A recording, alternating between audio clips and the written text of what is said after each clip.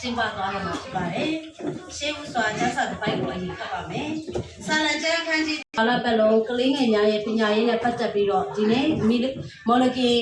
အတွင်းမှာနေထိုင်ကြသောမိဘရမီရဖအခုချိန်မှာအလုံးဓမ္မတခြင်း150ကိုအတူတကွသိဆိုကြပါစို့။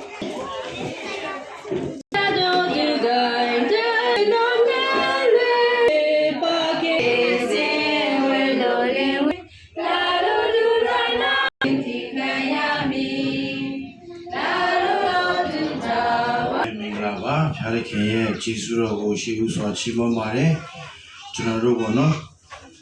ဘုရားဆိုင်မောဆုံးနဲ့ဣဒဌာနနဲ့ဒီပဲမော်လကီသာသနာကွင်းညီခင်တင်းတော်ဖြစ်တဲ့နမောနေရှင်တင်းတော်ကနေပြီးတော့ကျွန်တော်တို့ပူပေါင်းပြီးတော့လက်ကျွဲညီစွာဖြင့်အောင်မြင်စွာအခွင့်အခါနမောနေရှင်တင်းတော်နဲ့အတူပဲဒီကနေ့ကျွန်တော်တို့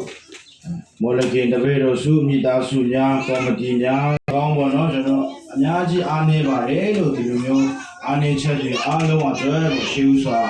ဖျားရှိလူရှိမှာဟုန်ခုန်ဆက်ခုန်နဲ့အတူပဲပေါ့နော်ကျွန်တော်အတင်းတော်နမောနေရှင်တင်းတော်မှာတာဝန်ခံတေးဦးဆရာနဲ့အတူပဲဆရာကြီးဆရာမများကိုအထူးပဲကျေးဇူးတင်ဣဒဌာနနဲ့အတူပဲနမောနေရှင်အတင်းတော်များကနေပြီးတော့ပေါ့နော်ကျွန်တော်